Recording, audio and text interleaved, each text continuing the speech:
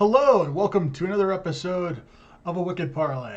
I am your host, Justin, and this is my fellow co-host, Rose. Evening, everybody. Oh, I realized there's a spoiler on screen. Oh no, spoilers! Be There we careful. go. Our dedicated viewers may be spoiled too early. I mean, not good. Oh my gosh. Oh my god. Ignore the question, folks. Lying. Ignore it. Alright. Anyways, so we are bringing you a fantastic episode today. We are going to be discussing us, or more specifically, questions you have for us. So I hope that this is an episode in which everyone gets to learn something about us and also have some fun and see kind of how we think.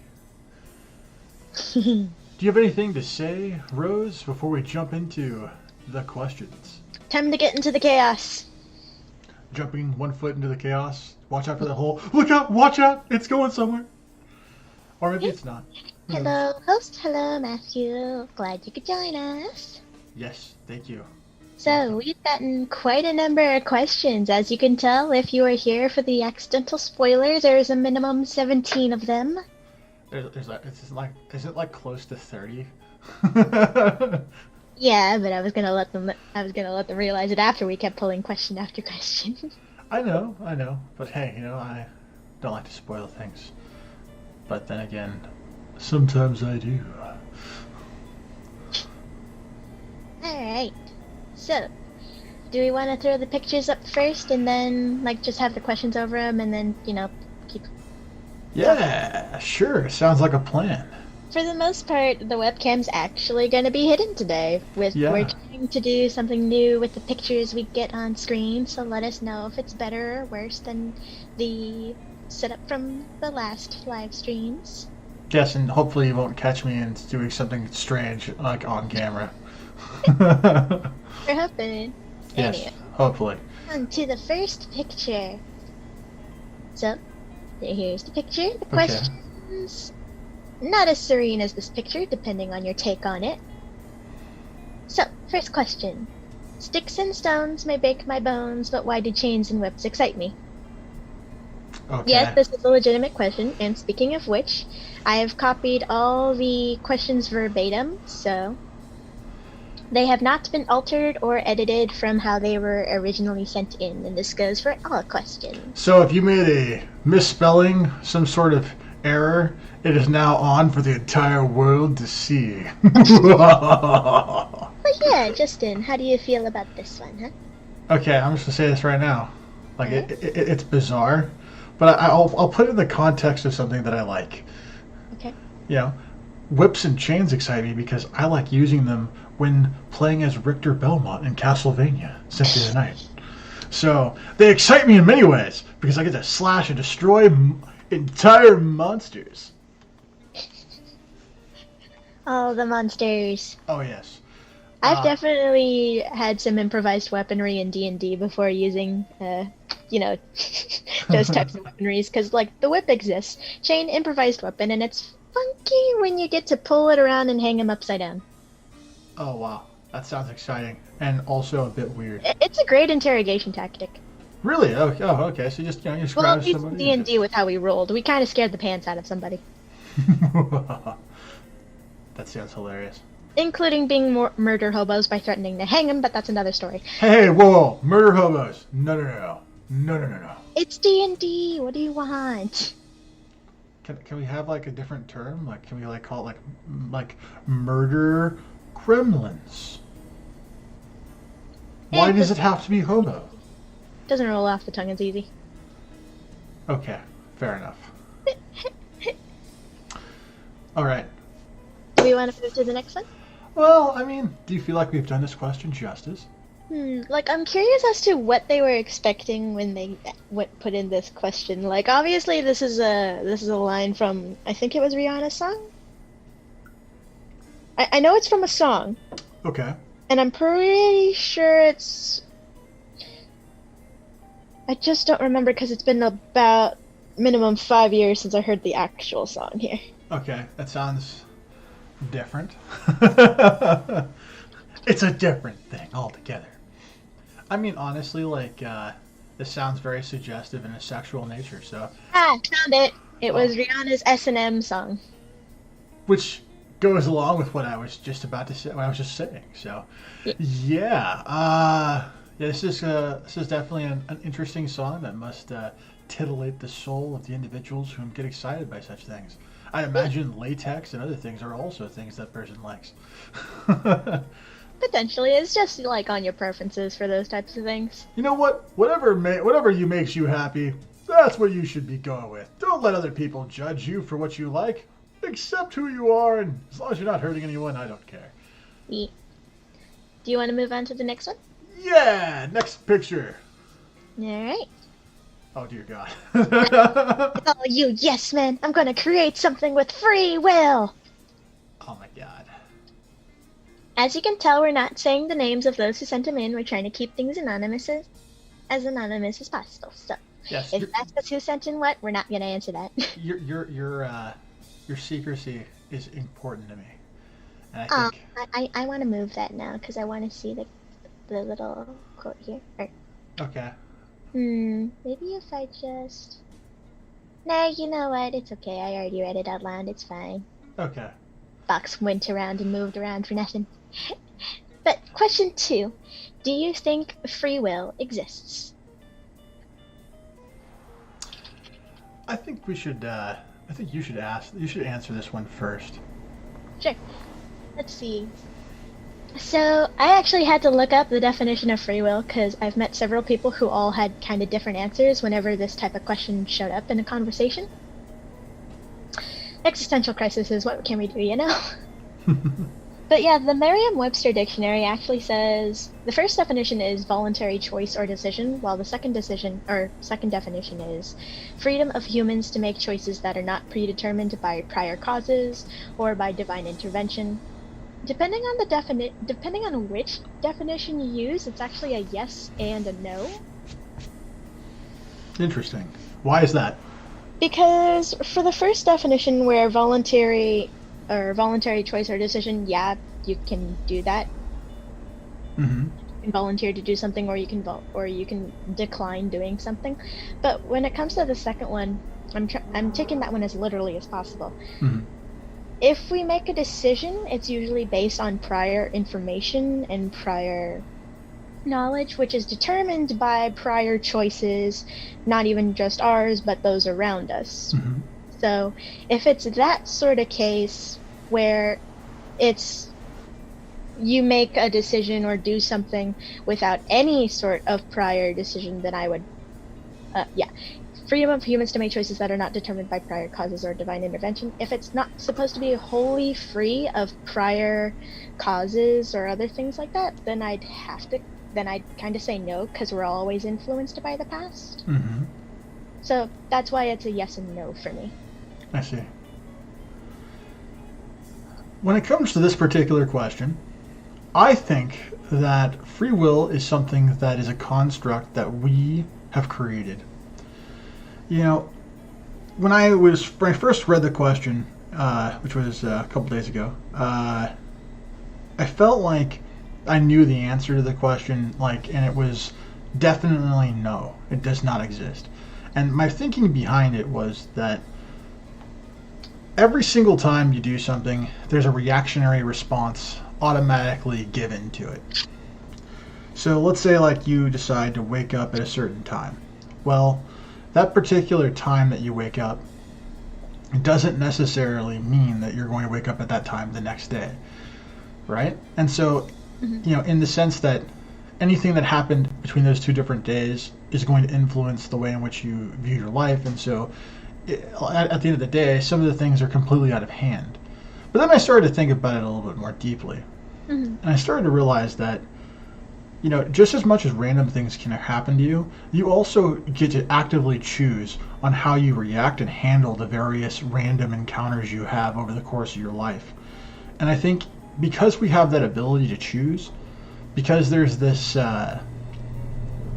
innate presentation of a constant series of forks in the road, mm-hmm. I think that the answer is yes, we have free will. If free will is the ability to simply choose, and that those particular choices influence your overall ultimate outcomes. And for me, since like I'm choosing to be a student, I'm choosing to pursue a career, I'm choosing to do these things. To me, that's my free will being enacted on the world. So, so I think that the answer to me is that I was leaning originally on more like a no, but I think that like the more I thought about it, I think it's more of a yes for me. Yeah, I can understand it. Especially based on that particular definition. I was just basing my answer off the Merriam-Webster one. Yeah, I know, but I think that when it comes to some things that are like this, for me, I feel more comfortable going with my gut when it comes to some elements and not utilizing necessarily the textbook definition of certain things, because a question like this, I think, is sometimes personal. Yeah. Yeah, like what Matthew's going on in chat. Everyone has the ability to act on something, yes or no. Yeah. Do you let others control your actions? I'd like to not to, but sometimes you don't have a choice, especially if you've got a boss who's really on your case about crap. Yeah. That's, I mean, I don't know. I think at the end of the day, I don't let anyone... I try my best not to let anyone control my actions. Because when I let someone else control my actions, they're taking away my ability to have, to some extent, free will, and to actively being able to choose the way in which I'm conducting myself in the world. So, by not letting other people control my actions, I, in a sense, have choice, and that choice is, to me, free will. For me, I'd personally go with the first definition of free will according to the dictionary. It's just voluntary choice or decision, so that'd be a yes for me. Sure, yeah. Okay, so we're both in agreement that it's a yes. Yes. When it comes to the chat, is it a yes or a no when it comes to question 2? I can see from Matthew that it's a yes.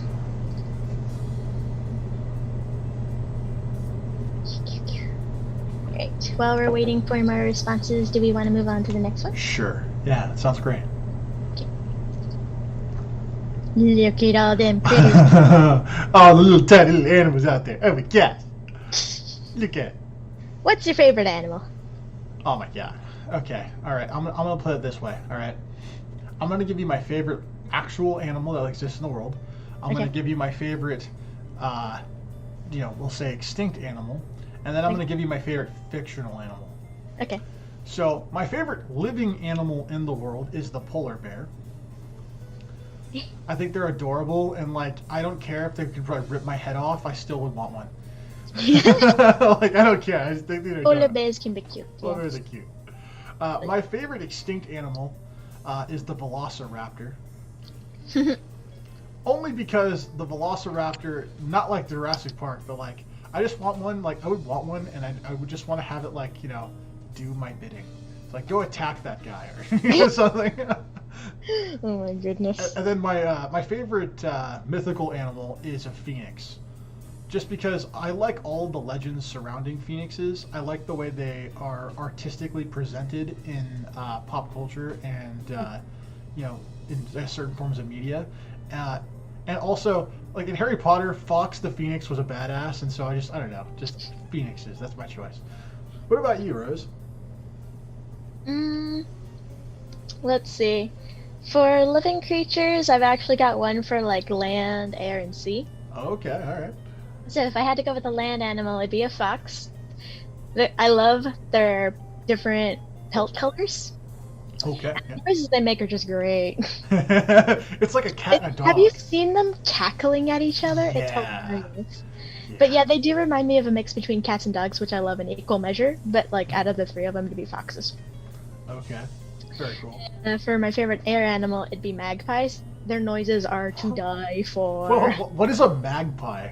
A magpie? Yeah, I've never heard of this. Let me see if I can find a picture here. Okay. It's like a blue and black crow-looking bird? Yeah. Okay, that's pretty neat, actually. Let's see if I can...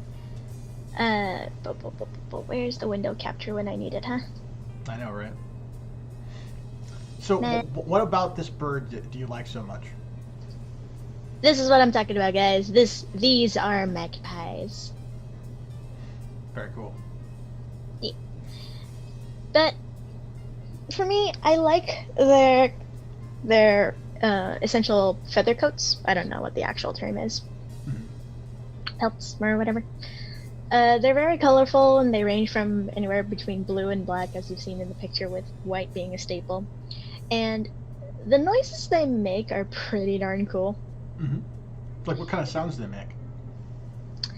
I would never be able to recreate that in my life. Is it like a screech or shrill? No, we don't need to look it up. Let me see if I can find something real quick. Oh, no. Here we go. Magpie call here. Oh, Magpie no. calling sounds. I hope everyone likes bird sounds, because this is going to be... It's Australian? That's even another reason. See, everything's cool. It's in Australia, man. Hold on. I'll make sure to grab this link, too, so I can put it in the thing later. Hold on. Nope, I forgot to mute.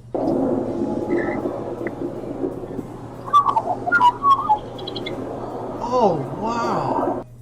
It's kind of like a pipe, like a flute kind of thing. Yeah. That is really cool, but also kind of weird. Oh, it's absolutely weird, and I love it. Okay, so what's your sea animal? My sea animal would be leopard sharks. I like their aesthetic. Uh-huh. Okay. And they're just graceful and beautiful looking creatures. Yeah, okay. Definitely. As for extinct, I don't know enough extinct animals to really say which one's my favorite. But I've always been a fan of the big shark one. What was it called? Megalodon? Megalodon? Oh, I think boy. Yeah, that one's just terrifyingly huge. Just watch that thing still exist, like secretly out there lurking in the water Joe. somewhere. In jars. Freaking terrifying. Yeah, we'll call it jars. You know, not jars. Yeah, we're not going to use the actual word because we don't want, YouTube copyright, but we'll call it jars. But as for fictional, I have to go with the phoenix as well, just because of what they represent. I mean, artistic rendition is absolutely beautiful as well, but for what they represent for the whole death and rebirth cycle, it kind of just reminds me of the psyche of humans, to be honest. What? Like, because as you grow up, certain parts of your mentality or whatever kind of die and, get reborn as better or changed in some way. So it kind of just reminds me of that. We're constantly, like, metaphorically dying and continuing the next day. I mean, if you want to joke around, I'd say it's your sleep schedule, so. Okay, all right. There's a book that I parts of our life, our mentality, way of thinking, hobbies, they can die and be reborn or completely reconstructed, so.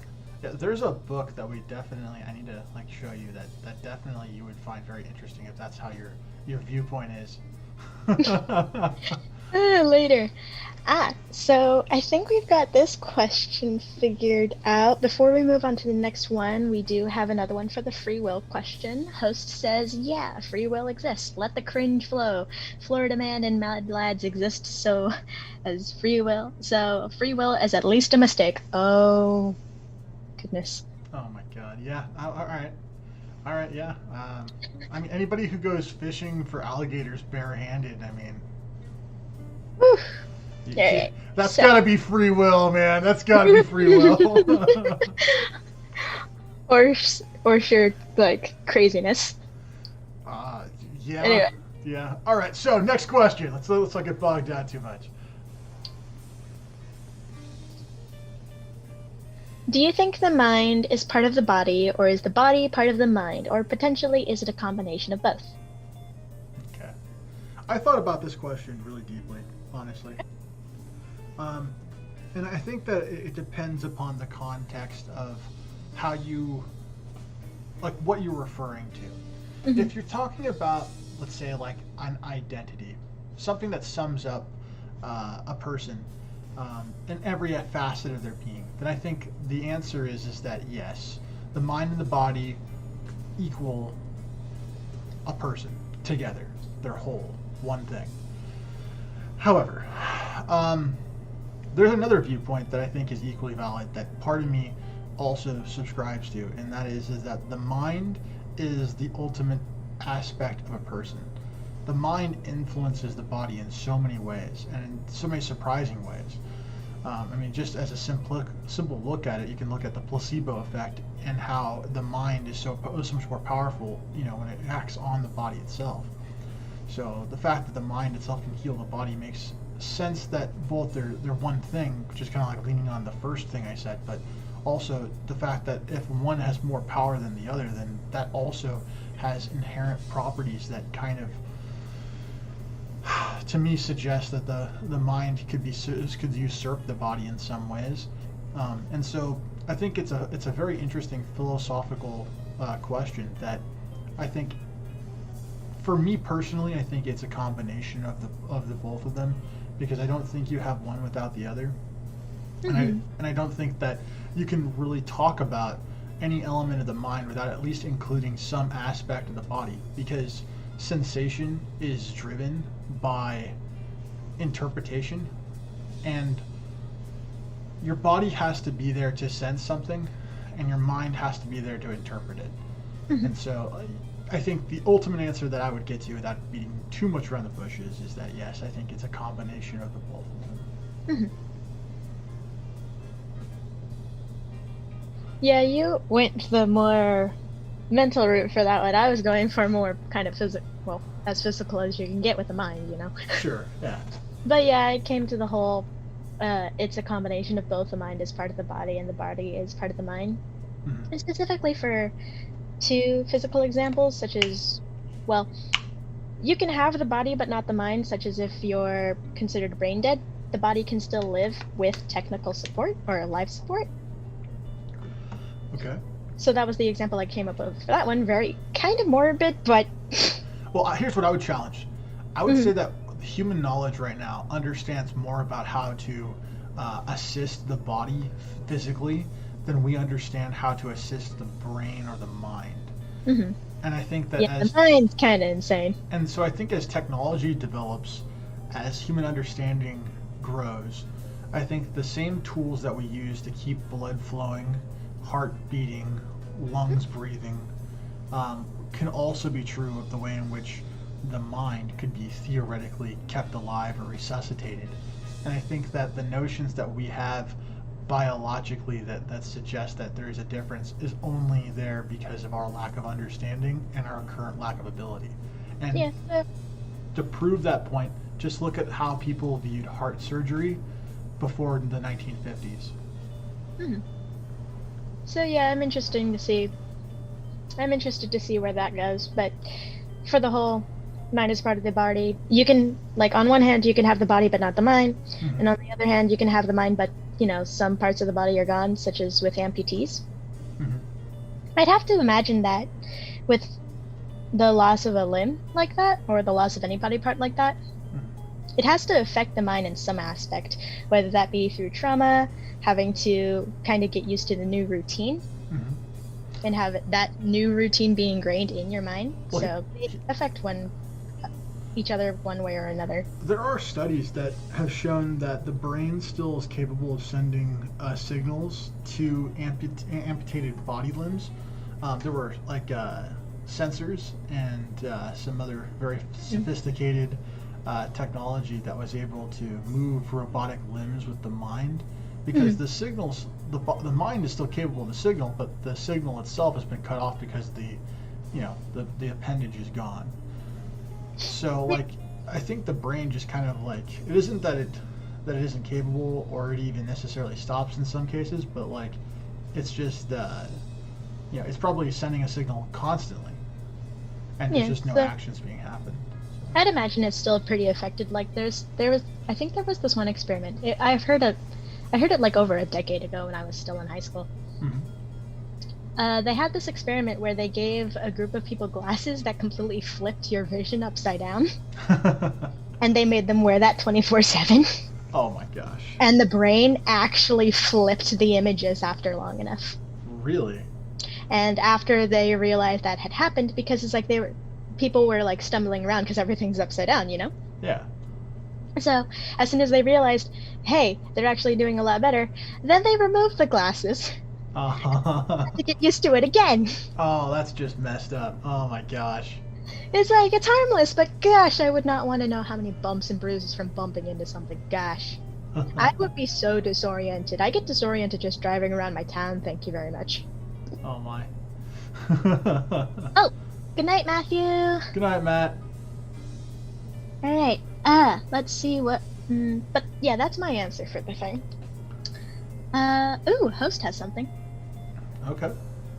The mind cannot exist in a void, it is molded by its environment. The body's environment, they can't exist separate. Is one stronger than the other? Dunno. That was when we first pulled up the question. The next one is probably from what I was talking about with the amputations. Because it starts off with, the loss of a limb affects the brain at least. The parts that control the lost limb, quote, shrink, and that brain matter is assigned to the surrounding areas. I don't know whether that's true or not. That shrinking part, I don't think that's right. Just because there's been so many studies when it comes to veterans and amputation, and they have, I mean, quite literally, time after time after time, been able to hook up various equipment to these particular veterans and had them move synthetic limbs. And so, like, I think that it depends. It's probably a case by case scenario, but I would say that it happens far more often that that whole network is still there, because I think it's a little bit more fundamental. I was just reading the flip experiment. Yeah, that's an interesting one, though. Honestly, like, that's something that I might want to explore later. Which one? The whole, like, we were discussing about the experiment where they flip the vision. Oh, the vision. Yeah. I believe host actually knows the experiment I'm talking about too, because they said the best part about that flipped vision experiment. Patients were supposed to say when they can see normal, and no patient noticed. Oh dear God. Yeah, that's no. I'd absolutely lose my mind. Oh, man. All right, let's move on to the next one. Yeah. Okay. Oh yeah, I remember why I chose this one. Oh my gosh. Okay, so I see a firearm and what other things that I can't quite identify, and then a few very large slug rounds. So what is this question? So I actually misinterpreted this question until I emailed the asker back clarifying the thing. Okay. This is supposed to be a type of grenade launcher. Okay. Because the question was blinding or concussion. Okay, so we're gonna assume it's Destiny, because I think this was what was corrected. Okay. Yeah, that was the answer after I had asked for clarification. So I don't play Destiny, so I'm gonna leave the Destiny bit to you, because I do have my own answer to this, talking about IRL blinding or concussion. I would be curious to know the in real life version, but I'll make it real quick when it comes to this particular thing, just because I know we have so many questions to get to. We do. Blinding grenades, in my particular opinion, or grenade launchers that have that particular effect, are more effective in PvE content than concussion. I don't know the exact reason why stat-wise, but I have a noticeable effect and a delay of when, let's say, like a hobgoblin jumps up on me and like it's gonna hit me, or a minotaur, and I get some sort of blind effect going on. They get disoriented, gives me time to either reload a weapon or get out of dodge. Concussion grenades don't seem to do anything, to be honest. Like, I have not seen an actual benefit in a PvE situation. In PvP, I have been hit by a grenade launcher that had that perk, but it killed me. So it's like I died, and like, so if I was concussed, I was dead, and it didn't matter. So I don't know. Concussed so hard you died. Yeah, pretty much. So what's the in real life? Okay, so I questioned several things. Like, I thought he meant, like, would you rather take being blind over being concussed? And that made me think, are we talking temporary? Are we talking permanent? Uh-huh. What are we talking about? In both cases, I think I'd actually prefer being blind. Yeah, I'd hate it. Uh-huh. Between the two, I'd actually prefer being blind, because I don't mean any offense to any people who are blind. You are all amazing to me, because you can go around the world doing what you do and you can't see, and I find that so amazing. But the only way that I can think of interpreting being blind is essentially kind of closing my eyes 24/7 and trying to walk around and see what happens. Yeah. See, like, I have bumped into so many walls by accident. we talked about this particular question last night, if I remember correctly.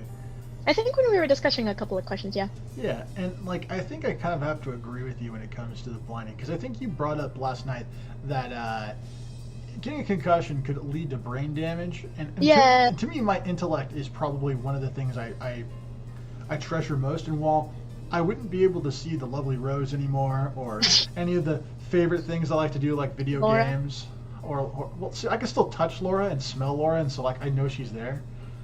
Just for everyone who knows, Laura is my car. Can no longer drive Laura. Oh, who says I can't drive Laura?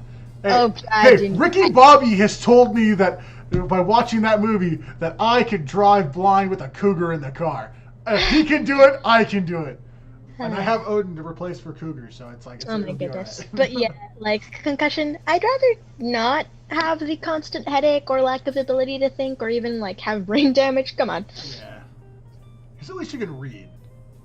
You know, at least you can like blind people can, you know, you have Braille, you can have like, you know, audio books. I mean, plenty of the world is still there, and not to mention you can learn how to do echo like location. That's kind of cool. I mean, like, It's pretty cool when it works. Yeah. or you could train yourself to be the most awesome superhero of all time, Daredevil. Yeah.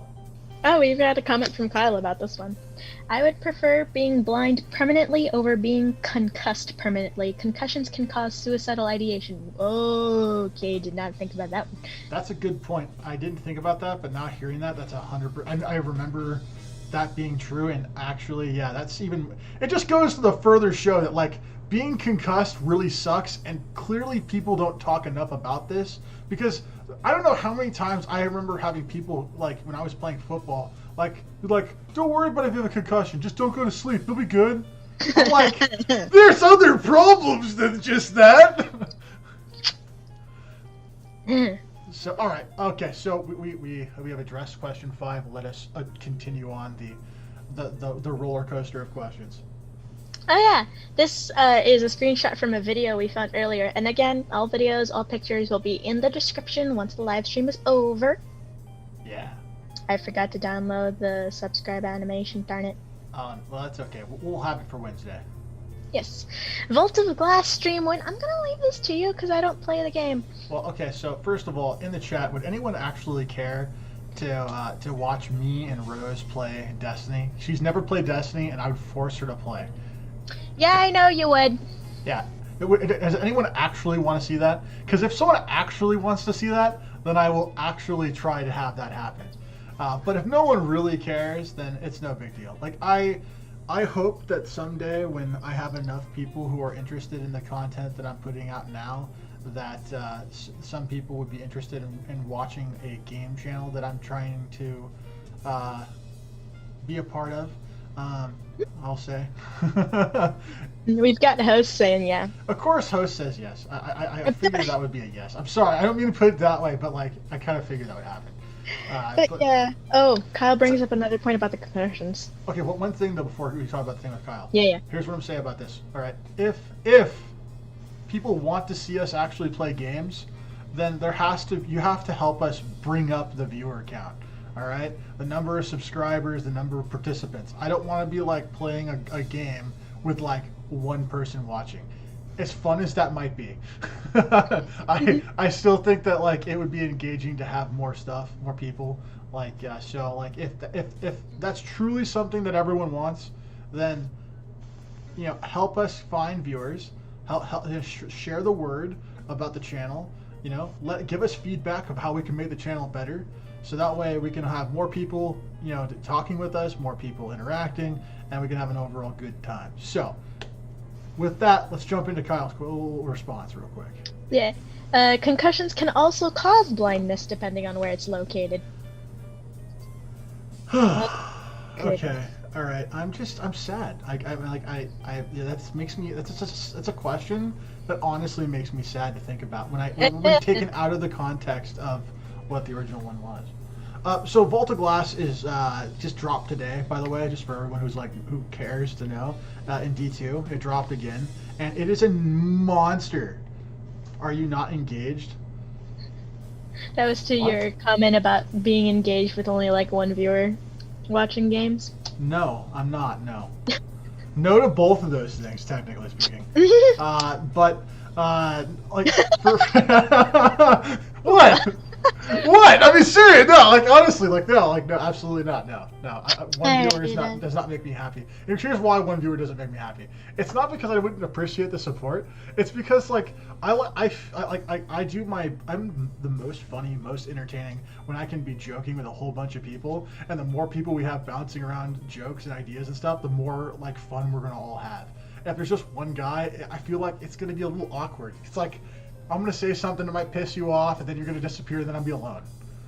And so it's like, yeah, I don't know about that. Loneliness. All right. Anyways, Vault of Glass just dropped. Like I was saying before today, I tried to do it with some of my friends, and we just got decimated at the door at the beginning of the thing. We tried for a good 30-40 minutes, and like I was holding my own on one side, but like we just couldn't like handle the new additions they made. So like, my God. So it was rough. I'll be honest, it was rough. I plan on jumping into it later on tonight, trying to make another go of it. Yeah, I mean it's hard. So if anyone is playing Destiny today or in the future, just know that like I understand the struggle. Shall we move? Yeah, absolutely. Let's go on.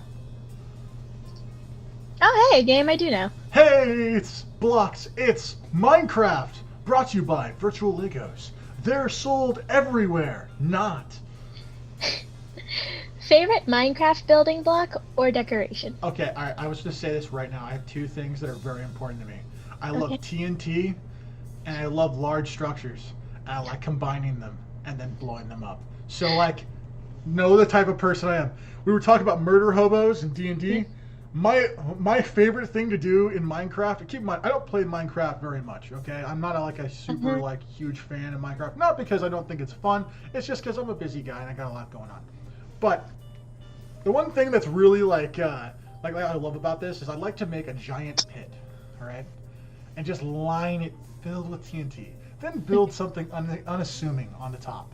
And then have like a little house with a door. And then they walk in. And they fall into this pit. And when enough of them fall into the pit, the entire pit explodes. That is my favorite thing to do. So, that's my favorite build, and that's my favorite block. So, I call that a decoration.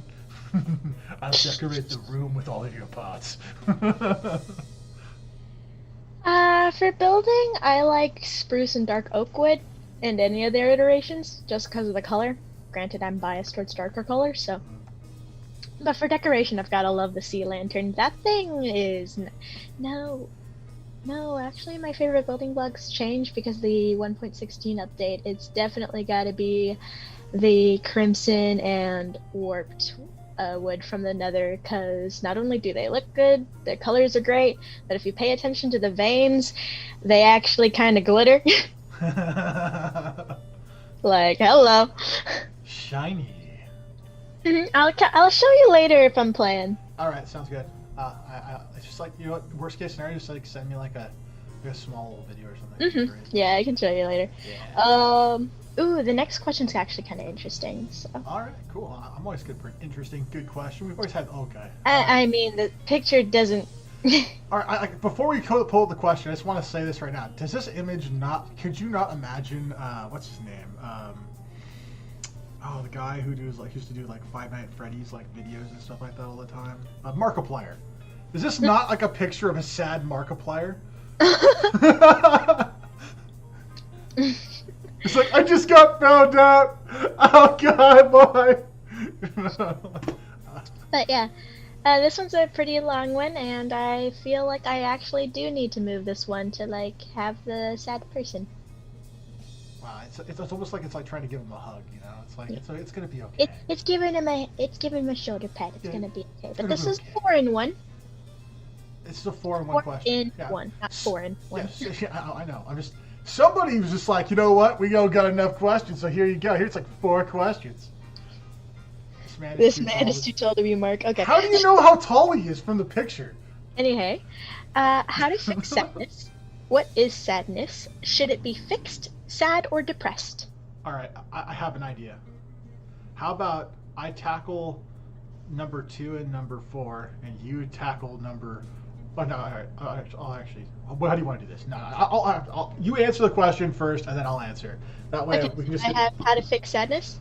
No, just answer the whole thing for yourself, and then from there, I'll answer it afterwards. I was thinking about we could just take turns, but maybe not. Okay, so... what is sadness? Let's see. It's kind of just for me, it's a state that's kind of from neutral to negative, depending on what made you sad to begin with. It's kind of just like an absence of joy or other emotions that kind of make you feel down. Terrible description, I know, but I'm working on it. It's okay. But yeah, it's kind of like, the reason it's neutral to negative for me is because it can come from a lot of things. Like if you lose a loved one to death, or if you have a bad breakup with somebody, that would be reasons for it to be negative. But you could also be just sad that something good in your life is ending, or like not. I mean, yeah, that'd be negative too, but more as in, say, you just finished a good project that you really enjoyed working on it. You're sad that it's ending, but it was a good feeling for you, and that you're like accomplished, and that you're happy that it's finished, but also sad that it's finished. Gotcha. Okay. So that's why it would be a neutral emotion for me. But it's like, for the most part, a lot of the things that make a lot of people sad would be more negative. How to fix sadness and should it be fixed? I don't think it should be fixed. I think it can be alleviated, because sadness is, as much as I hate to say it, it's one of the necessary things for a human experience, because if you don't experience sadness, how are you truly going to know what happiness is? How are you going to know what defines it? Like, joy it is? Yeah. So I don't think it should be fixed because it's necessary, but I think it can be alleviated by doing things that make you happy, being on good terms with friends and family that support you, and those sorts of things. As for sad and depressed, I think like they're not the same. I think you can definitely go from sad to like depressed, and vice versa. They're just on like different levels of an emotion spectrum kind of thing for me. Because sometimes you don't need to be sad to be depressed. You can just be like frustrated with the gosh darn world. Makes sense, yeah. Like you could be frustrated with the world or completely apathetic rather than sad when it comes to being depressed. Sad is just a common one. Okay. So that's my take on the thing. I'm pretty sure somebody's going to argue with me. Well, I mean, I think that's inherently... But here's the thing. It's our opinion, and we have the right to have our opinion, and we also have the right to be wrong. Or right. Yeah, we do. So, let's not worry about that part too much. I think this is a better way for us to kind of be able to explain who we are, how we think, how we approach things. So this is more for our audience to kind of see how we do things. So, all right, when it comes to question 8 for me, all right, I'm going to break it down each step for what I feel like makes sense. Obviously, how to fix sadness? Well, as you kind of pointed out, you kind of need to know what's causing you to be sad in the first place. So identify the problems or the issues in which you're having to tackle, because you can't fix something that you don't understand. I think the next piece is, what is sadness exactly? Well, sadness is the lack of something or the absence of something that you are passionate about. At the end of the day, that's really what sadness boils down to. And as you kind of mentioned before, something you enjoy coming to an end, a loss of a relationship, death of a family member. Essentially, I have this notion that I heard from a movie several years ago that I feel like is very intimately true. And it's kind of a depressing thing, but I just want to share it with you guys because I think it kind of fits here. And that is that life's meaning, the meaning to life, is living with the constant loss of everything you care about. Because if you think about it, as you progress through life, you have to deal with the fact that someday your parents are going to die. you have to deal with the fact that things you care about are going to become gone, either by time or by circumstance or whatever that is. So being able to understand what makes you sad and being able to understand and grapple with the stresses and pressures of reality, I think kind of go hand in hand. And as you kind of hinted at before, sadness is how we know when things are good. If everything was always good, then things inherently would never be good, because there'd be no way to determine what is good. It would just be. And in that way, I think it's important to understand why sadness exists. And so I also agree with you. I do not believe sadness needs to be fixed. I don't even think sadness needs to be alleviated. I think what the truth is that a person, when they're done being sad or they are done experiencing those particular emotions, they will find ways to advance themselves beyond it. There are healthy ways of doing this, and sometimes the healthiest way might be seeking a professional, like a therapist or something, and having that particular individual help talk you through and help you develop skills or tools that allow you to address this particular circumstance. But I don't really think that it's something that is problematic. However, depression is an entirely different animal. And so that last bit where it talks about sad or depressed, to me, sad is a state, okay, of being. Depression is also a state. The difference between sad and depressed is duration and intensity. So the longer you're feeling in a downward mood, and the more intense that particular negative feeling is, I think the likelihood of you being technically depressed increases exponentially. And after, let's say, 5 weeks or something like that, or 4 weeks, I think any person would go, yes, you're depressed. You are no longer sad, you are now depressed. And I think that does need to be fixed. And the way in which you fix it is by discussing in as many ways as you possibly can the issues that you're experiencing, and being able to build up the tools necessary to address those specific problems. Not because those particular problems or there's anything wrong with having any one of them, but because you're unable to manage those particular feelings in a specific way, it can create a negative feedback loop that causes you to continuously relive the negative experiences, and so it causes you to be in this kind of dark zone. Yeah. So that's all I'm going to say about that particular question. If people do want to know more about it, we could talk about it, but there are so many more questions to go on. Yeah, so I'll go ahead and real quickly read off the 3 comments that we got for this. Sure, let's do it. We've got 2 from Kyle. The first comment from him is his own answers to these questions. Sadness is an emotion. Comfort yourself the way you would comfort a small child. You don't need to fix sadness. Sadness is an emotion. Depression is a mental illness. Sure. If sadness is the lack of something, how can you have a complex emotion of happiness and sadness, or the sadness of knowing suffering exists? Hold on a second. To that particular thing, I would respond with, it's not complex. Neither are. No emotion innately is complex. We decide to make it complex when we assign deeper meaning to a specific emotion. And, welcome back, Nerd Safi. I haven't seen you in a long time. Hello. It's been a while. I don't think sadness is something to be fixed. Instead, I feel like it's something we need to learn to live with, just as we have learned to live with happiness. I agree. Yeah, 100% agree with you. Absolutely. That's what we literally were saying before. Yeah.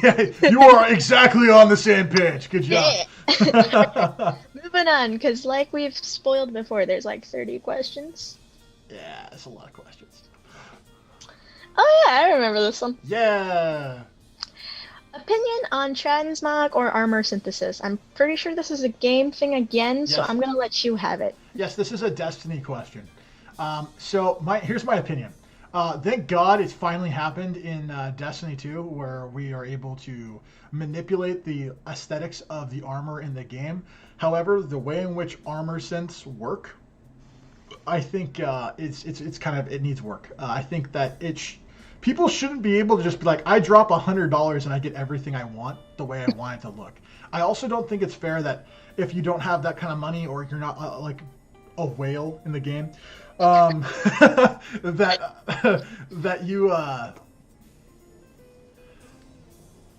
essentially it's too long. It takes way too long. There's I think I want to say crafting? an hour-long grind for one armor synth. Oh, gross. Versus the I think it's like $10 for like 5 armor synths. You can do it instantaneously. Behold the almighty Visa credit card. You know, like. Gross. Yeah, and it really is, honestly. Like, I love the fact that you can customize your characters. I hate the fact that if you want to do it efficiently, you have to pay money for something so simple. So, all right. And honestly, Kyle, I understand that was an old one by now. We'll get to it later. We'll send you a message later with an answer to that. Mm-hmm. Just make sure, if you want to keep the conversation going, email us at awickedparley@gmail.com, and we'd be happy to continue from there.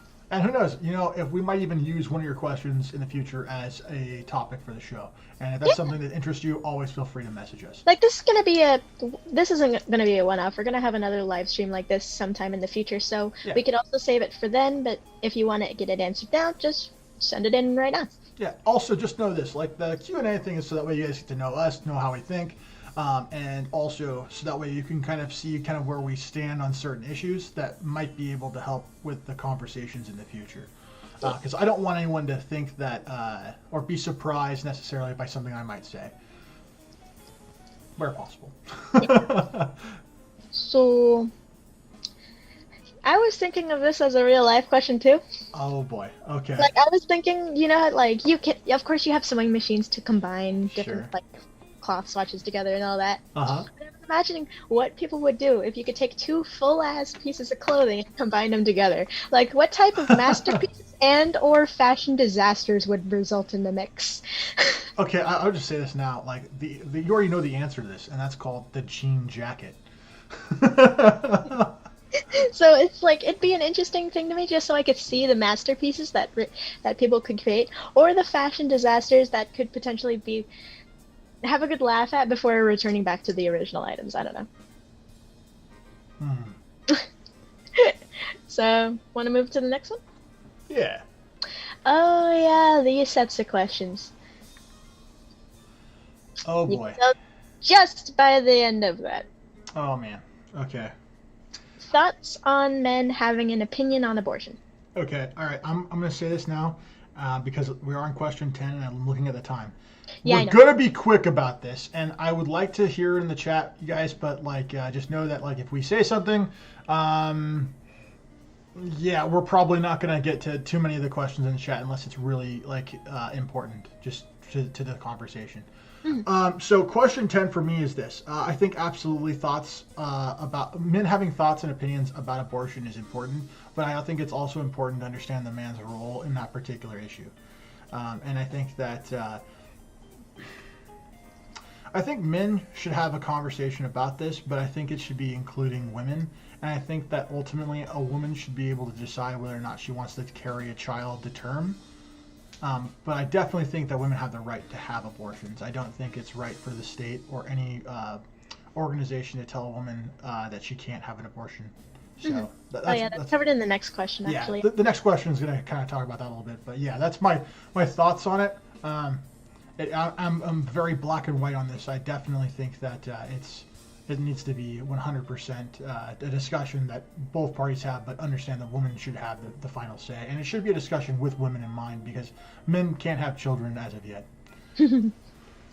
So for my thoughts on this particular question, it's the same as my thoughts on opinion in general. Everybody has the right to their opinions. It just becomes a problem when you try to enforce them on somebody who has a different one.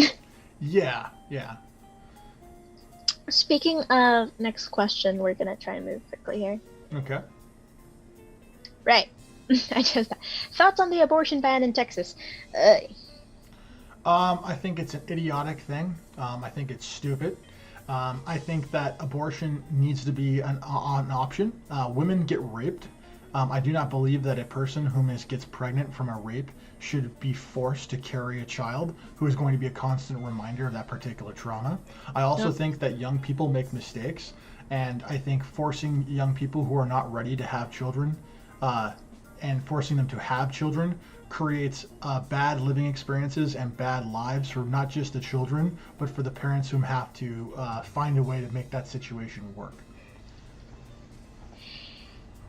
Yeah, absolutely. I agree with each of those cases. Like, if you go through such a traumatic experience and people are forcing you to have something that constantly reminds you of that experience, I think you'd kind of go batshit. Yeah. I mean, I think there's a lot of problems that go into that, to be hmm honest. Yeah, so I don't know why they decided to do it. I'm not a big fan of it, but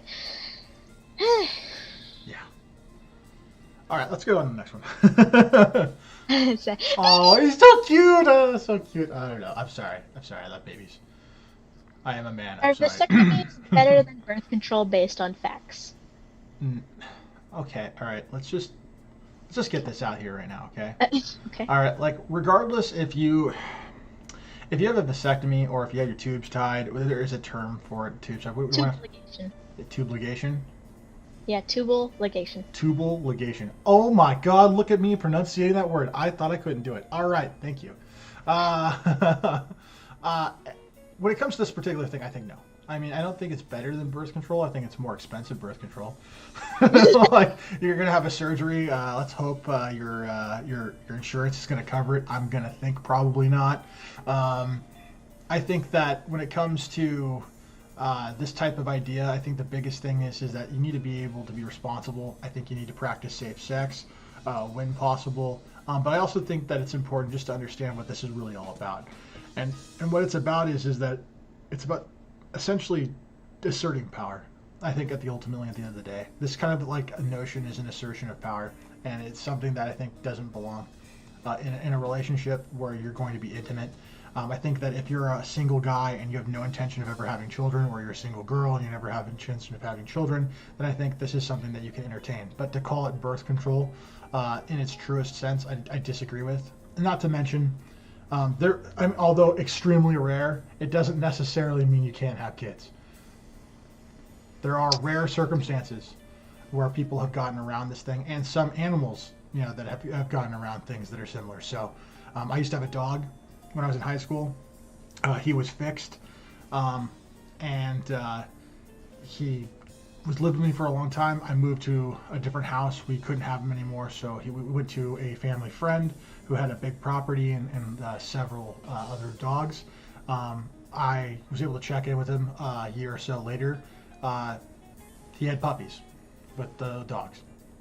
And it was clearly him because he was an Alaskan Malamute, and they were golden retrievers. And there's some certain tells. And so, yeah, I mean, I'm not saying it happens all the time. It's probably like a really, really rare. It's like that 1 in a million kind of chance. But yeah, not 100%. And you just know that, like, you're going to be that one person who's like, I don't want to have kids. And then you end up doing this, and you're like, damn it, this still happens. You're like, it always plays into free will. Well, I give my opinion on this. Why don't you go ahead and take a water break and take a look at the latest comment? Okay. Alright. So, are vasectomies better than birth control based on facts? If you are 100% sure that you don't want kids, a vasectomy or a tubal ligation, i.e. tubes tied, it would be better if you're willing to take the chance with the potential side effects and the low probability that it might not have worked. Depending on who you go to and all that. Also, keep in mind the health risks that are associated with that particular procedure. Blood clots and things like that. That's just nasty business. Yeah. So if you're willing to deal with the side effects, if you for sure don't want kids 100%, then yeah, it could be better if you're willing to deal with it. If there is even a small chance that you might change your mind about having kids, regular birth control methods are better because they're not, quote, permanent. Yeah, I mean, there's a bunch of different ways to birth control. I think that the days of just getting a rubber is not, like, for the guy, is not necessarily the only way to do things now. So, like, there's some other things, and I think they need to be explored. Nerdy Savvy, there's parts of what you say that I agree with. There's parts that I don't. I don't think laws and regulations should be solely a part of the woman's experience. I think that it's important to have a discussion between men and women, and I think that equal say needs to be represented in regards to that, because it does take two to tango. And so I think it's important that both parties be respected in that way. I don't think that it makes sense to have them like 100% do that, but I'll put it this way. There are guys who get women pregnant that do not want the woman to carry the child to term because they don't want to be fiscally, financially responsible. And I think that there are women who don't want to have children for, I think, equal reasons, and I also think other reasons too. And it's a vastly complicated issue, and I think that at the end of the day, if a party wants to pursue an abortion, and the guy is against it, I think there's a 2-week window, maybe a 3-week window, where the guy, let's say a month, where that matters. I think after that, the guy's opinion starts to go away. I think that if a woman wants to carry a child to term and the guy does not, then the guy should be able to sign some paperwork saying that he is not fiscally, financially responsible for the child in any way, shape, or form, because the woman is adamantly going against the desire of the male in question, and that way she can still have the child which she wants, but the guy does not have to have any of the responsibility associated with it. That might be a controversial thing, and I may not have said that exactly 100% of what I mean, but that's the general gist, and if we want to talk about it, we will talk about it at a later date. Breathe. Sorry, I said it really fast. Okay, less heavy topic here. Goodness. Right. Oh my god, I know this question. How many galaxies are there? All right. Okay, I'm gonna give the real answer. But why don't you answer this one first? I mean, I would imagine there's a ton, because it's like we've only just there's obviously the ones we can count, and if we can't actually, is there like an actual number for how many stars are even in our galaxy? Yep. Okay. There's between 100 and 200 billion stars in the Milky Way galaxy. Oh, I was talking like specific. Oh, you mean like an actual like down to the ones digit? Down to the ones digit? No, that's not actually possible because of the amount of light that is received in any So it's like, region. I'd imagine if we can't even count the stars in our galaxy, I'd imagine there's a large amount of galaxies that we can't see just because our tech can only go so far. That's correct. Yeah, we actually, just so you know, we only have 10% of the observable universe according to the latest mathematical models. Yeah, so everything you could ever see as far back as they possibly can go, and keep in mind in our episode from not too long ago that showed the ultra deep field view when we were discussing aliens, how something smaller than an inch of the nighttime sky that was totally black was focused by the Hubble Space Telescope, and they looked at it for several hours or days. And I think it was like a day or two. And then by the time they were able to get the image, they were seeing quite literally 100 billion galaxies. Jesus. Yeah. Okay. So the answer to the particular question, according to the latest research, suggests that there is an literally infinite number. And the reason why they say infinite number is because if you were to calculate the amount of stars that are present, and then you were to extrapolate that just into the number of galaxies that are observable, you'd have more galaxies than there are stars. And so if you keep up that particular thing and then understand that we only see 10%, and 10% of the observable, that's the key thing to keep in mind. So there is a notion that it quite literally could go on many multitudes beyond our current visible range. So the answer that most would give is that there is an infinite number. Okay. Next one? Sure, yeah. Oh, God. Oh, yeah. Does the planet Uranus really have a yellow mark? Yeah, sort of, depending upon the light. Depending upon the light. And you can kind of I know people, I think we've got a question later on about colors, but I know if you use different filters, and even people kind of sometimes see colors differently. Mm-hmm. So I would imagine you can have a yellow mark because it's just a part of the light spectrum. Depending on your filter, you can kind of make it have anything. Yeah, technically speaking. There are a couple spots around the ice giants, Uranus and Neptune. And yes, there is technically a yellow spot in Uranus, but it's because of the sun is the reason why there's a yellow spot there, and also because of various filters and stuff like that, depending on how the image is captured. Okay. Do you want to read the comment real quick? Yeah, it says infinite means absolutely no end. Infinities have different definitions depending upon the terms in which you are using to quantize them, and if you do not believe that there's an infinite number of galaxies and an infinite number of stars, then you can sit on the colossal task of counting them to prove me wrong. But the answer I would find is that I think you're going to be limited based upon your technology and limited based upon the current understanding of physical law. And I think that if the scientists that are currently working on the parallel universe theory, and if you were to consider the fact that the universe is part of a multiverse, and assuming that there's an infinite number of potential possible looks, we'll say, because I don't want to go down to too much of this rabbit hole here, then I think that you could easily come up with infinity. But if you're looking for a hard line baseline, this is the exact number of how many you can see, then yes, there is an actual number you could theoretically come up to. It's like something like some quintillion number of observable galaxies. But the key to note is observable. Yeah. Next one? Yeah. Right.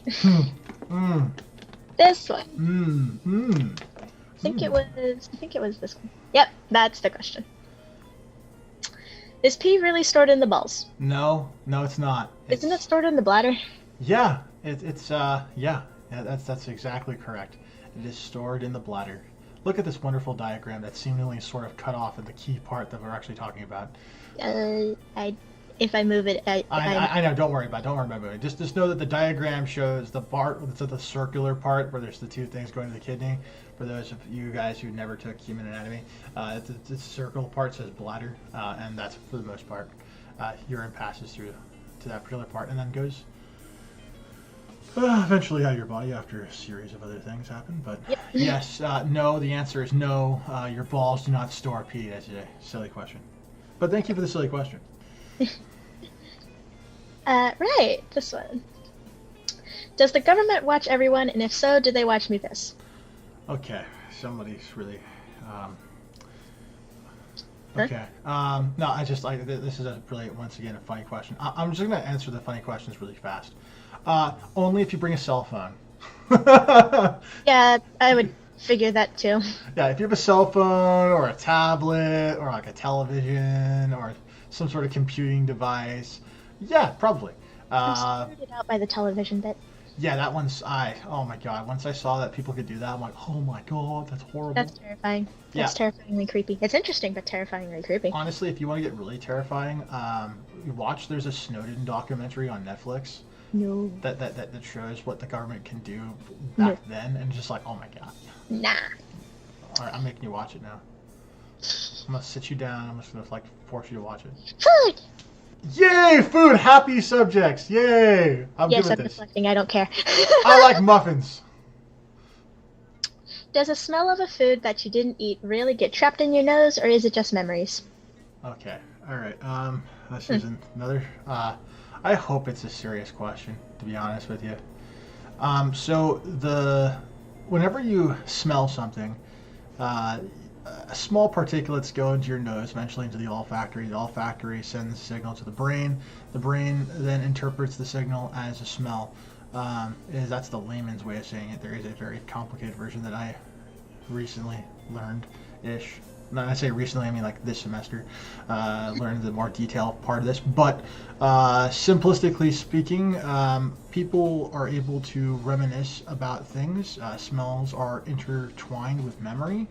They create associations, and it is not entirely uncommon for a person to smell something, have a memory linked to that, and so if they think about that, they will then remember the smell, and then they will sense the smell, even if it's not present. So. Yes and no. The mind is powerful. That's what I'm going to say. Mind is powerful. Yeah, like we mentioned earlier. Yeah. Yeah, I'd imagine quite a bit of it is memories, but like you can not eat something and still have the smell register in your head. Absolutely. And then you can go around later, don't eat the thing, but it's like, hey, that reminds me of that smell type of situation. Yeah, I mean, like I think anybody who's ever been into the woods or like in like the fresh air knows what that smells like, and if they think about it, they can start to smell fresh air. Barbecue. Mesquite barbecue. Oh my god. Yeah, that's what I'm talking about right now. I'm gonna get hungry again. I'm like already hungry now. Like literally. Oh, look at little bird. I love this picture. How does a bird really fly? Is it seriously fake? Huh, that's the first minor edit, and it's only I capitalized the I by accident. Okay, all right. So, is this a real question? Do we want to answer this like a real question or a silly question? Like, I think the first one's more serious, and then the second one's just, I don't know. Okay, so birds fly. Yeah. So I'll say this: birds fly for a number of reasons. They have evolutionarily evolved to have things like hollow bones, to have certain aerodynamic shapes like feathers. There are specific muscle groups that are inside of the limbs of birds that aid in aviation.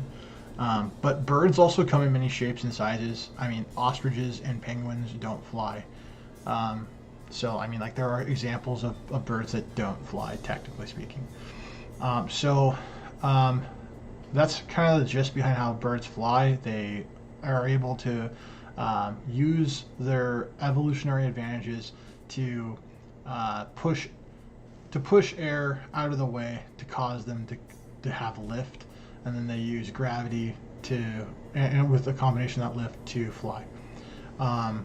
It's kind of like a glide. A lot of times birds glide when they fly. Yeah. Is it seriously fake? No, I don't really think birds flying is fake. I don't know how. If you get a fake one. I mean, yeah, I think that's probably the only way. Like, you get like a fake bird, yeah, maybe it's fake flying. I get like a drone that looks like a bird, maybe. I don't know. Yeah. Imagine a bird-shaped kite. Yeah, I've actually had a bird-shaped kite when I was a kid. Nice. Yeah. But yeah, I'm really fond of this picture. Okay. Alright. Next one? Sure, yeah. And yes, Nerd Safi, being hunger is such a mood right now. Gosh. It is. 100%. Oh my god, you know, like, I have to say this right now. Hangry Justin is like a Justin that, like, no one wants to get in the way of. Alright. Teddy bear. What the? I am not a teddy bear! I am not a teddy bear! Alright, will robots control humanity through You and Jenny to let that go. And if so, I am for not how a... much longer? Okay, I'm sorry. I interrupted. Just take it again. Just go ahead. Just take it again. I'm sorry. Will robots control Will robots control humanity through technology, and if so, for how much longer? All right, I'm gonna say this now. No, robots will not control humanity because robots do not exist in a level that is smart enough to do anything. However, if you replace the word robot with AI, I would argue that they already are controlling humanity and likely will do so unless a cataclysmic event happens that makes the technology rendered useless, or we are rendered useless or non-existent. Not imagine, because like AI or robots, if it was like self-learning AI, that's for one terrifying. Well, that kind of already exists in some form. Yeah, I know, it's still terrifying. I think they've shut it down a few times because it's gotten out of hand, but yeah, it is terrifying. I agree. So it's like robots though, just plain robots, just regular coding, no self-learning AI. It's like the decisions it makes are kind of human programming. So yeah, I wouldn't like robots by themselves. Probably not. Self-learning AI, yeah. Yeah, that's a whole different animal, honestly. Whole different animal. It's like a tiny little mousey versus like mutant giant rat. I wouldn't even think of that. That's not even the thing I think about. Like, what I would think about is like the individual that's like, let's say like, if you get an AI, right? And let's say that all of the AIs decide that we're gonna make all the traffic lights red. Oh.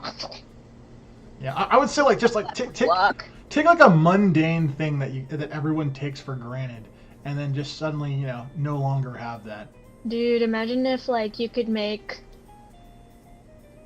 the red lights be red. Like, not even just all of them are red, but like they're red and they're green for only like 5 seconds. Or, you know, or better yet, everywhere is green. Oh no. Yeah, right? That's pandemonium. Yeah, how awful would that be? Or like imagine if like the AI got into, what we consider to be the clock. It just made everything like shift by like 5 minutes. No, that'd be catastrophic. I mean, you guys have trains and airplanes that just like kind of collide. Like that's just like I don't know. Like there's like our world is so sensitive. I mean, honestly, it's so sensitive that we like. I think people don't recognize just how one little thing can cause such a huge problem. So, yeah, to this. Daylight savings times, right? Yeah, exactly. Like I want my extra hour. God damn it, I want my extra hour. Nah. All right. Let's move on to the next question. Unless you have anything to say about this more. I have this one. Look at the buns. Oh my God! It's a fluffle. Yeah. So this one's by Loki's Green and Golden Queen. It's like 1 square foot a bun. Fun fact: a group of bunnies is called a fluffle, and then they follow it up with 1 square foot of fluffle. I love it. I love it so much. But yeah, what do you think of the names for groups of animals? Such, for instance, hold on. I think I looked up a couple before, such as the one that intrigues me a lot is a group of crows is called a murder. Yeah, a murder of crows. I've heard this before. And then a business of ferrets. See, that to me is just hilarious because it's like, what are they going into business for? Dude, a conspiracy of lemurs. That is great. Although whenever I think of lemur, I don't know why, but it automatically goes to Lion King. Like I don't know why. I would think like Madagascar, those movies. Oh yeah, I like to move it. I like to move it. But yeah, like some of them are absolutely adorable. Some of them are absolutely hilarious, and then some of them, it just makes me question why. Like I think I read somewhere, and I could double check it later if people care. But like a group of ravens is called an unkindness. That sounds like, what? Bizarre. To be honest, what do I think about a group of animals' names? I think that some of them are adorable, and I think that they need to be like protected for all time. Like Fluffle, for instance. Like I want to call my family, if I ever have a family, a Fluffle, because that's just so adorable. Imagine it's like welcome to the Fluffle. Like you get to like the door, get like a Hobbit door, but like make it a giant size, because like I'm a giant. Yeah. But like it's like a giant Hobbit full. Anyway, let's see what's next. Oh yeah. Colors. Ooh. Do you happen to know anything about how people see different shades of colors when looking at the same object? Yep. Oh yeah. Yeah. There's a whole bunch of stuff about this. Oh yeah. Oh yeah. There's. I mean, like brief layman's terms. No. No? There's no brief version of it. But... Okay. All right. You know what? I'm not saying there's not. I'm just saying that I currently do not know a way of talking about this briefly outside of simply just mentioning that some people are colorblind, but some people are colorblind to specific shades. Mm-hmm. So like they can see like certain colors. In fact, there's a person that I met relatively recently that we had a discussion about color blindness and what they could see and what they can and cannot see. And it was fascinating that they were able to identify one color but not the shades of it. Mm-hmm. But yes, I don't know a way of simply putting it, so I'm just going to simply say is that yes, this is a deeply fascinating topic, and if people care, I'd love to talk about it in the future. Mm-hmm. Like, oh yeah, now I recognize this question. I sent this like 2 weeks ago.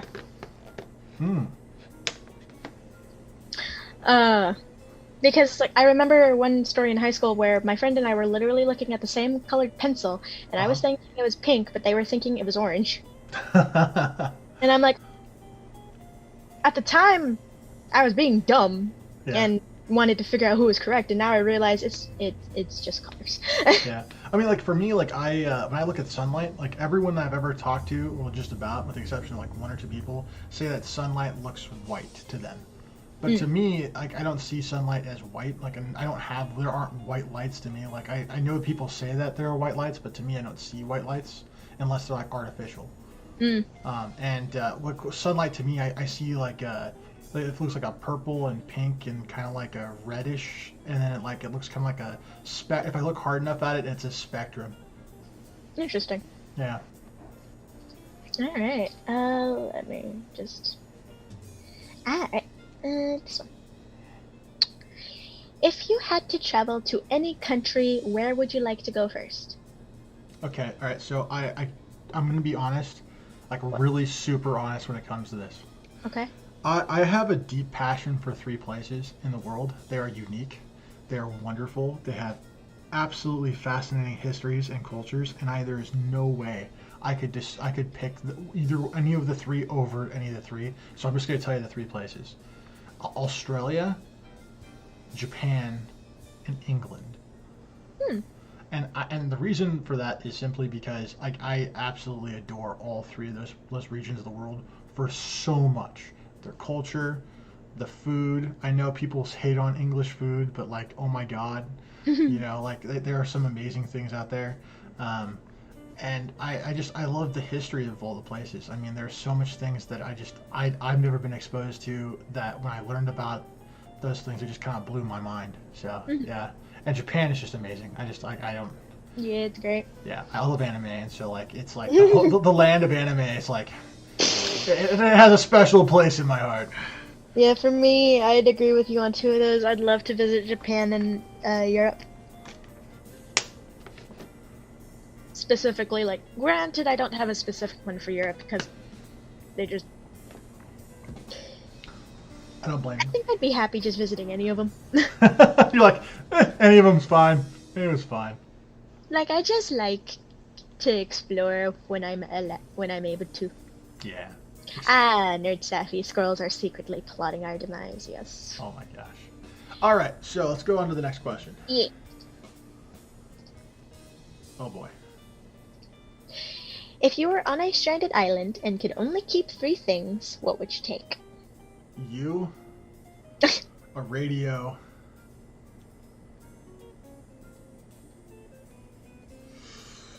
and? I'm thinking. Japan doesn't disappoint. So Nerd Safi's been to Japan. Nice. I would say something to collect water and make it safe to drink. I don't know what it's called, but like... Purifier? I'm not sure if it's called a purifier. Like It's like a water purifier type of thing. I mean, like, honestly, like, I don't think so. Like, I think I would want is something that could turn seawater into drinkable water. Because since seawater's an abundant source that's right nearby an island, I mean, like, that's what I would specifically want. Because, like, the way I see it is that you entertain me. Not to mention, being small, you have advantages that I do not have.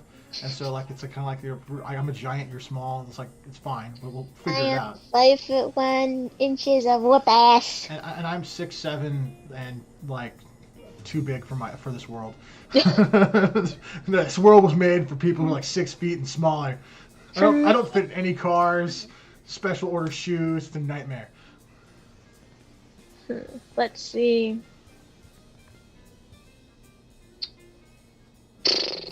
Am I on your list of 3 things?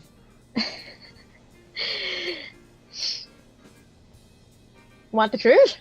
I mean, the answer to that's probably no at this point. Yeah. If I have to ask. I'd probably agree with the radio. Like, if we're talking just one thing,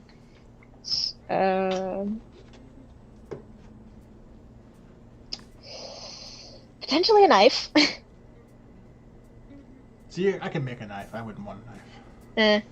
Yeah, I can't.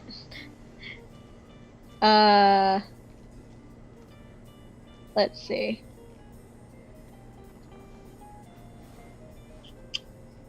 Radio, knife.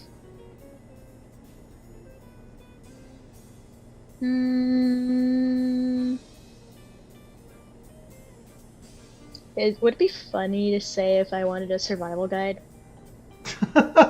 It's like too late, but I mean, yeah, I guess Like, I don't camp, so I don't know what I'd have to do. Honestly, I'd say a survival guide probably has more merit than you might expect, just because a survival guide likely will have indigenous plants that you can eat, and indigenous plants that are medicine, and also telling you what some plants are dangerous to stay away from. Because the thing that's most terrifying about being stuck on an island is not the animals or like anything in the sea, more often than not, unless you live in an area where there might be coconut crab, in which case then you are fucked. But that's not seriously, those things are monsters. No, I've seen. Yeah. Terrifying. But if you're not if that's not a concern, then I think that like the thing that's more dangerous is probably going to be like the foliage, because the foliage is going to have different things that could be potentially poisonous, irritants, or draw like spiders and other things that you just don't want to encounter. We've got 2 quick ones. Nerd Safi, for one of them would be an ulu. I'm pronouncing that wrong. It's ULU. Host would take a shovel, an axe, and a bottle of wine. You know what? All right. Okay. Cool stuff. Okay, this is just terrifying. Are we getting stuck on an island? Is that what's going on here? No, but before I answered this one, Kyle, if I could only keep 3 things stranded on an island, I would want to keep the entire county of Los Angeles, which is my home county. An entire county disappearing would raise enough alarms. You know what? I like that. Okay, but like... Okay. It's ridiculous, but you know what? That's fair. I wish that, like... Yeah, okay. Alright. I want to know how you're getting it there. I guess that's the thing that I care about. Like, if you're... this is gonna be something you could... if it's gonna be something you're gonna take to an island, right? How are you taking a county? What are you gonna Thanos snap it over there? Or, like... I mean... Like, just... That's not a thing. Like that's the problem with that particular thing. Like it's a funny workaround to the whole question. But like here's the thing. Like the true point behind the question isn't about escaping the island. It's about the notion of what happens if you're the only person like left. Because the island is never really meant to be an actual island. It's supposed to be an island of essentially like nothingness. Like you are literally unable to get back. That's the whole premise. So like it's not a matter of like, oh, like what could you do? Because like at that point then they're like, all right, cool, I can bring 3 things. Awesome, I'm gonna bring some sort of motor, some sort of boat machine or submarine, and some sort of like thing to power it, and then I escape. But like the whole point is that like you couldn't escape, and people couldn't find you. I don't know. We've got, Jennifer G. Hi! Hello. In all seriousness, my 3 items would be spare clothes, a fire starter, and a first aid kit. Okay. I can see that. I mean, there's first aid kit's probably really, really smart. I mean, honestly, that's probably, like, definitely up there. Mm-hmm. Gosh, I would not want to deal with medical issues on my own. Yeah, that'd be like, that's what, like, yeah, no. Anyway, question 24. We're gonna probably run late. A little late. Yeah. What would you rather explore first, the rest of space or the ocean? Rest of space. 100%. Rest of space. Here's the reason why. The ocean is a fascinating mystery, okay? It is. Undeniably. But the only thing greater than the mystery of space, mystery of ocean is the space. And here's the thing, you're probably going to find worlds with oceans on them. Which means that if you're exploring the rest of space, then you're exploring the rest of everywhere else. So why not save the best for last? And yes, I'm 100% like very much a huge Earth fan. Space be huge! Hell yeah, it's huge. Like, yeah, for me it'd be the rest of space despite how much I like swimming in the ocean. Yeah. Just keep swimming. But the truth is that, like, if that particular question, we're going to be real about that particular thing, it would probably be in the best interest of humanity to understand our oceans before we explore space, because it would allow us to have a better understanding of how to approach exotic biospheres. But just saying, yeah. It kind of float. Yeah, I mean, like we're gonna destroy the next planet we go to. Like that's just gonna happen. Like there's gonna be a chevron and like it's not. Don't you dare! All right. We're not going there. Okay. We're not going there. Okay, we're reeling it in. Oh yeah. Job. Oh my god. If there are no restrictions on finances, time, or otherwise, what would your dream college major or job be? All right, I'm just gonna say this now. I'm currently doing my dream thing. Currently doing your dream thing? Okay, Yeah. Then I'll make it interesting. If you didn't do this in particular, what would the next one be? what would the next one be? See, that's so hard. Like, see, I had thought about these particular questions ahead of time. You go, and I'll think about this. Yeah, sure. So for me, like my host, Justin, I'm currently on the progress of doing my dream job. I want to be a mathematics professor at some college or university level. If I didn't, though, to be honest, I'd love to run a flower shop. Just like a flower shop in the sense of I could create whole ass gardens of flowers. I'd be surrounded by pretty and delightfully smelling things, depending on the flower, because some of them do smell nasty. But I'd love to have a flower shop, and not just for like selling bouquets, but potentially like designing gardens and all that. Like, so if I wasn't already doing my dream thing, that would be the next one for me. Okay, like, all right, I think I have it, but like, I just want to say this. Like, I there's many things about me that people don't know, or a lot of people don't know. But I actually was a huge nerd when it came to space and science, and so like, the reason why I didn't pursue that is because I suck at math, ironically. But honestly, like, if I could do any career, I think I would actually like to be a traveling like writer, like a world traveling writer. But the things I'd write about wouldn't be about like news stories. I'd want to write about food. Like, you want to write about food? Yeah, I want to write about how cultures interact with food. Jesus Christ. You know, not like a Anthony Bourdain kind of thing where like, ooh, this place has great food. But I mean, like, I would want to know like how culture. I would want to go to different places and learn from the people who actually produce the food, why they chose to make that kind of food, what were the reasons that those particular food groups were prevalent, and like some of the history behind the various dishes, and then write about those things that I discovered. Okay. I find it funny that based on how the question is like we were already kind of doing it, and I'm just like, no, that's too simple. Hold on. Gotta make it complicated and interesting here. All right, yeah, gotta make it complicated. Awesome. At least it wasn't too complicated, besides for the fact that, you know, you didn't actually think about it ahead of time. Yeah. The last minute. Yeah, thanks a lot. Thank you. Nerd Safi. 100% I would actually have no job. I would travel the world, meet new people, and just live my life. The wealth of knowledge I could get that way, I could do amazing things with that. Fair. Alright. Uh-oh. I know this question. What is something that excites you about doing a YouTube channel? You go first. Let's see. For me, I know what I'm looking forward to is just practicing new tech, such as, you know, video editors, Photoshop to adjust pictures, animations for later, such as animating overlays. I get to learn a bunch of new stuff about, like, I've learned a bunch about how OBS works, which is what we're using.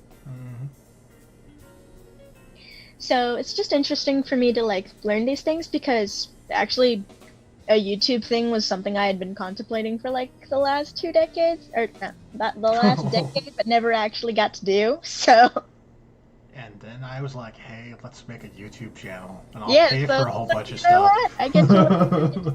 I get to try out something that I've been thinking about for like a decade. Why not? And I'm having fun so far, so. Yeah. Honestly, like this is gonna sound super generic, but I want you guys to know that like I care about people a lot, and I really want to help people. What makes me most excited is being able to share my ideas and potentially tackle some pretty tough subjects that normally don't get a chance to be really spoken about or talked about.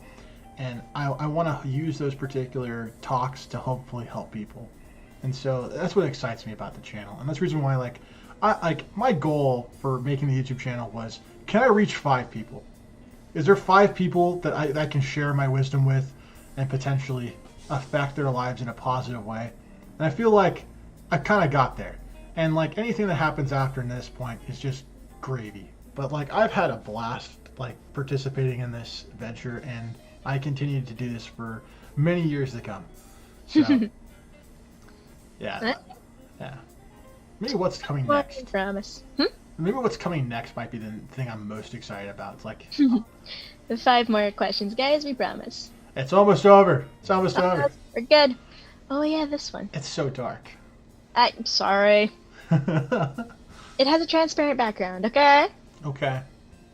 What is a mental disorder that you worry you might have? Okay, I'm gonna need to think about that one. I really worry that I have PTSD, like 100%, like post-traumatic stress disorder. Like my life has been very volatile and traumatic, and I've had a lot. I've loved and I've lost, and I have discovered new things, and I have been built up, and I've been torn down so many times, and I worry that those particular experiences have affected me in a negative way, and I feel like post-traumatic stress disorder, especially as I learned more about it, makes me think that if I do have a mental disorder of any kind, or if I lean towards that particular disorder, it would probably be that. Maybe depression would be a close second, but typically PTSD and depression are pretty much hand in hand. Because although I'm a happy person, like on this channel, in real life, I'm a bit of a serious person, and when I'm in my private life, I would say that I'm more. I dwell on the mistakes of my past, and I don't have very many close people that I'm close with because I have trust issues with people sometimes. Okay. For me, you might help me put a name to this, because I don't know enough. If I had to worry about something, probably how I feel can kind of change at the drop of a dime. Not just like emotional, but like I can go from caring a ton to being wholly apathetic. I don't know what that would lead to, but like the worry is that the apathy just becomes kind of permanent. Because there are so many instances where I could get frustrated and that it just turns straight, that it like goes way further and it goes to apathy.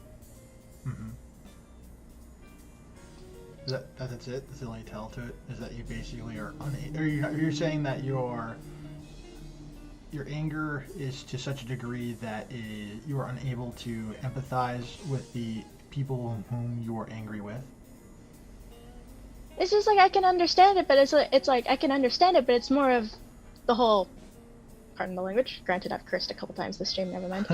It's like it's gotten to the point where I've gotten so frustrated I could give less of a fuck. Okay. All right. And I'm like, I'm sure there are other things to worry about because it's like I'm not most people. I'm sure they have other things to worry about, but for me personally, my main worry is that I just remain in a state of apathy. We'll talk about this off stream.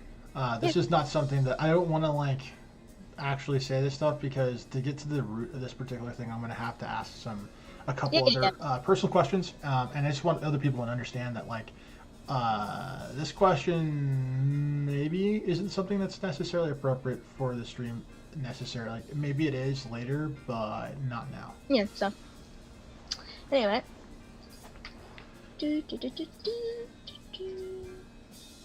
This one. Oh God. What is the meaning of life? I will say the exact thing I said earlier. I think the meaning of life is to learn to deal with loss. Because as you go through life, everything you will have or anything you ever care about will be gone, including your life. Fair. I don't like but fair. Yeah. For me, it's just like, it's kind of giving your own purpose for it. Like, you live life the way you do you. Type of thing. It's just like, you kind of give purpose to what you do. It can be influenced, but ultimately, you kind of decide based on everything you've been through, like, what you do with your life. Yeah. So, 3 more. Promise, we're gonna try. Chocolate or vanilla? Chocolate, 100%. Chocolate. 100%. I am totally biased towards chocolate.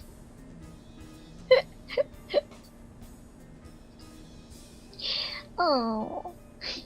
What's all? So cute. This. Oh, yeah. Oh, my God, yeah. What the heck? So cute.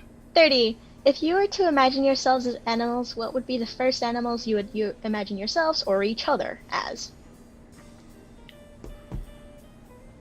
All right. First or me? No, you just tell me. Just tell me what do you imagine?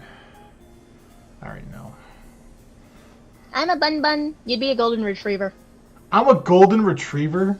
Yes. That's not at all what I thought. I thought she was gonna go with bear. Like 1,000%. You thought I was gonna show you a teddy bear, weren't you? Yeah. Well, why a golden retriever? Loyal to a fault. Very excitable sometimes. And then other times you just want to chill. You like just described all dogs. Yeah, but golden retrievers especially. Really? I need a golden retriever. Granted, except for that one golden retriever that we used in a video where it was absolutely phenomenally lazily and did. Lazy. Yeah, that's literally what I was thinking. Like when we said golden retriever, I was thinking about that video that we did. Oh my God. Sometimes you do that too to troll people. That's not true. Name one time I've done that. We've got Nerd Safi going teddy bear. Of course she's... God, why? Oh my God. She's taken last episode and going nuts. Oh my God. Okay. I admit, uh-huh. Okay, and what about bunny? Like, why are you a bunny? Small. Absolutely tiny. Will bite your finger off. Okay. All right. So I'm gonna say yes. I agree with the bunny. I would call you a bunny. Bun. And like for me, like I don't know, like God damn it, I'm a fucking bear. I'm a bear. God damn it, I'm a bear. I'm not a teddy bear though. I'm a bear. It's different. That's just gonna be the running gag now. Oh my God. We've got one from the whole meaning of life question from Nerd Safi. Okay. I will admit, while it's true everything will eventually die off, I view it as a means of why I should enjoy every moment while we have it. Preferably without harming others, of course. Well, yeah, that's the whole thing I was saying when it comes to the thing. I think that the meaning of life is understanding how... Oh my God, no! Not a teddy bear! I told you she said it. Or they said it. Yeah, God. When it comes down to the whole meaning of life, all it is, in my particular opinion, is that you learn to deal with the concept of loss. Just because you're learning to deal with the concept of loss does not necessarily mean that it's going to be a bad thing. I think that you can have very positive ways of dealing with loss. You can use it to enjoy life as it currently is, and understand that it is something that is not permanent. That there's a finite amount of time that you have with something, and being able to be comfortable with that, I think, is healthy. So for me, I said bun for myself and golden retriever for you. Oh, God. For you said a bear for yourself and a bun for me. So we at least agree on the bun. Well, yeah, because honestly, I mean, technically all right, no, we're not gonna go there. But okay. Right. Is this the final question? No. Okay, we got two more. One more. One more. Okay. One more. So it's drum roll. Oh God.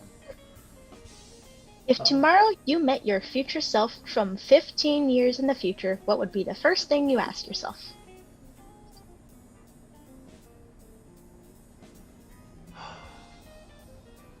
Well, that's what to end off on, isn't it? What would be the first thing I would do? I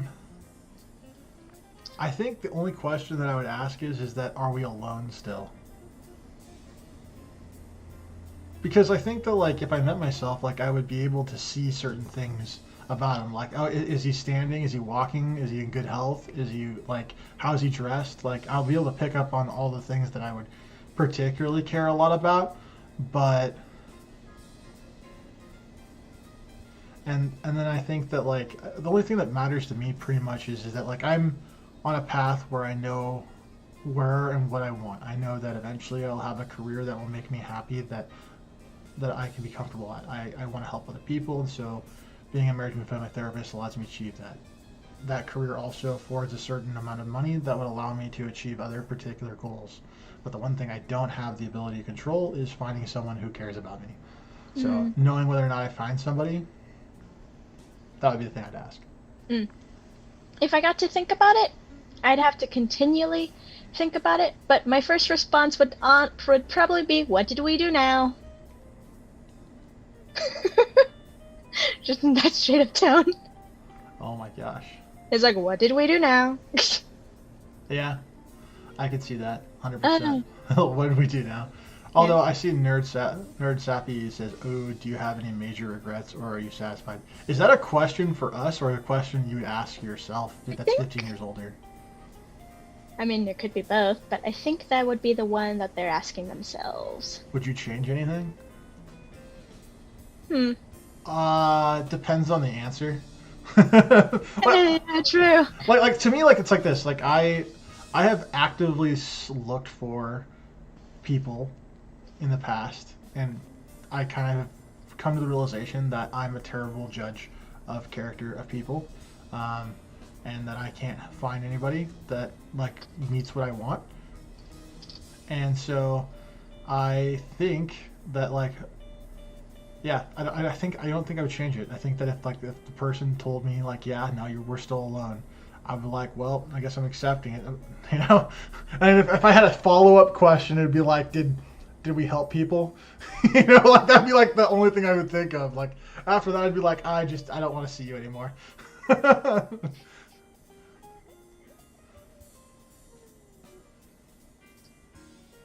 right. Alright.